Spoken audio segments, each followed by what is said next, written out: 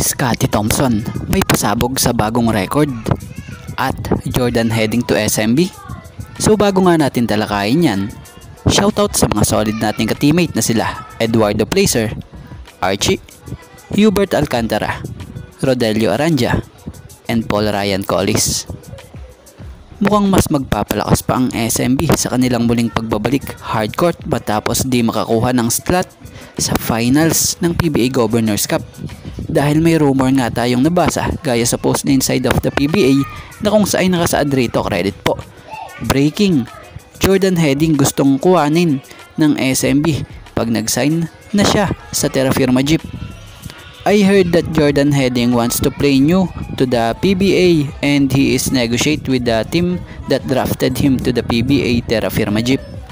But according to our insider, if the Jeep signed the sharpshooter heading, the SMB is willing to sign and trade Evan Naba, Chris Rosales, and a second round pick for Jordan Heading because they need a combo guard like Jordan Heading.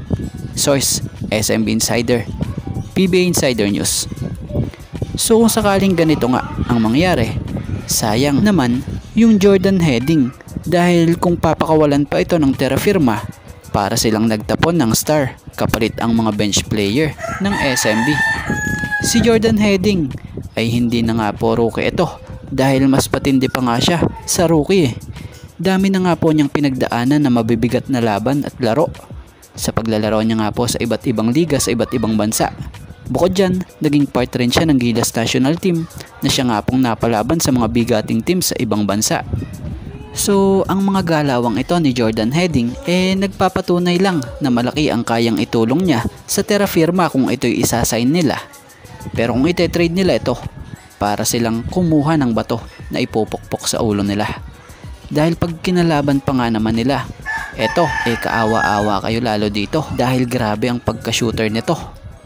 So, kung ako ang Terra Firma, para sa opinion ko, hindi ako papayag na pakawalan yung Jordan Heading.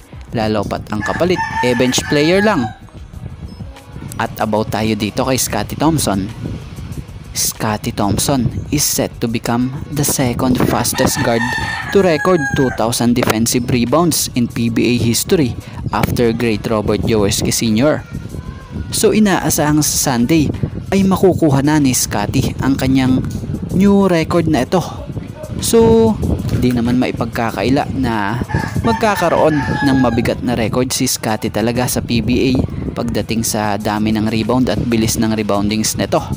Dahil kita naman natin since nung dumating to sa PBA para sa team ng Ginebra, ang specialty niya na talaga ang reboundings na kung saan naging malaking tulong to para sa team ng Barangay Ginebra.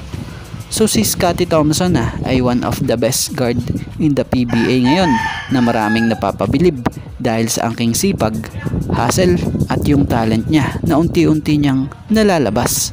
Kaya naman ngayon, pala nga, congrats na para kay Scottie Thompson. Deserve mo kung ano yung kalagayan ng karir mo ngayon dyan sa PBA at kung ano yung mga record na magagawa mo dito sa liga. Dahil yan sa sipag mo at tiyaga. So yan sa ngayon mga ka-teammate, ito nga lang po muna ang ating sports pasada and thank you for watching guys and God bless everyone.